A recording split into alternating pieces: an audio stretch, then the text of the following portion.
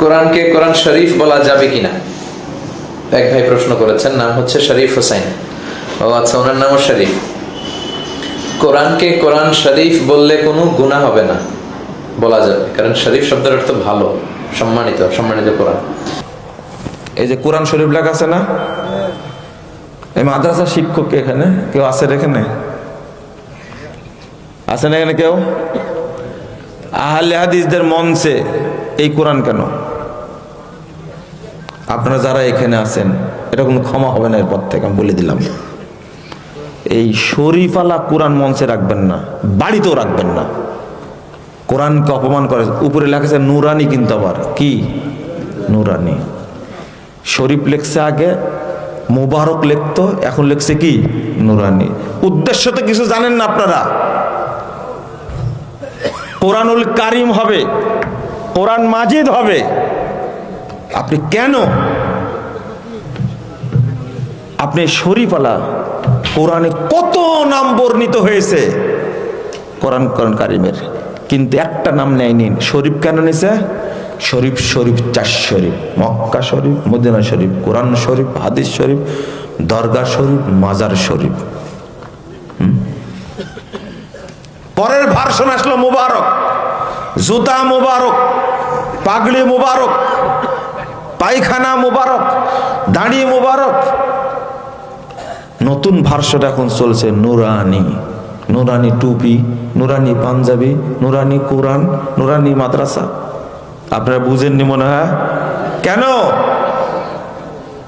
এরা এত খারাপ আকীদা পোষণ করে। আল্লাহু নূরুস সামাওয়াতি ওয়াল আরদ, 35 নম্বর আয়াত সূরা নূর।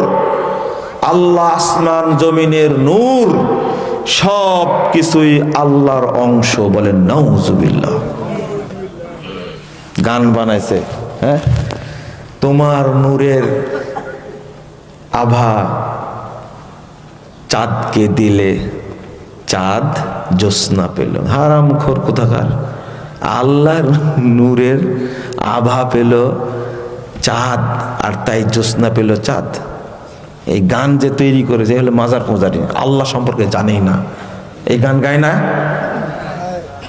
তোমার নামে গান গাইলে গান সুন্দর হয়, একটা গান বের করেছে না প্রতিটাই।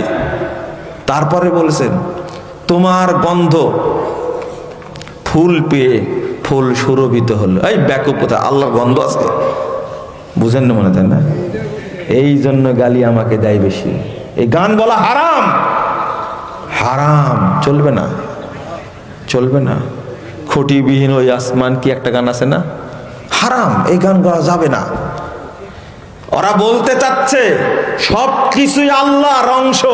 বলেন নাউজুবিল্লাহ। এই জন্য নুরানি মোবাইল, নুরানি জুতা, নুরানি পাঞ্জাবি, নুরানি সুরমান। আপনি কোন দিকে যাবেন? নুরানি পায়খানা, নুরানি পেশাবখানা। আস্তাগফিরুল্লাহ, আস্তাগফিরুল্লাহ। এটা দেখছি না, এটা বলতে চাই না আসলে। কোরআন 2 পারা পড়লো, পড়ে রাখছে। সাদাকাল্লাহুল আযীম। গোষ্ঠী শেষ, গোষ্ঠী শেষ, বাতিল। কারণ এখানে যোগ হয়েছে কি কি যোগ হয়েছে? বেদাত না, শয়তানি আমল। শয়তানি হলো সমস্যা আপনার, শয়তানের তৈরি করা। ওযু নষ্ট হয়ে গেছে। কিভাবে? ওযুর শুরুতে বলতে হয়তো বিসমিল্লাহ। বাংলাদেশের মানুষ বিসমিল্লাহ বলে না, বলে আলহামদুলিল্লাহ আলা দীনিল ইসলাম, আল ইসলামু হাক্কুন আল কুফরু বাতিলুন, আল ঈমানু নূরুন কুফরু যুলমাতুন। গোষ্ঠী শেষ হুজুর। কারণ আল্লাহ শিখাই দিয়েছেন মুহাম্মদ সাল্লাল্লাহু আলাইহি সাল্লামকে বিসমিল্লাহ।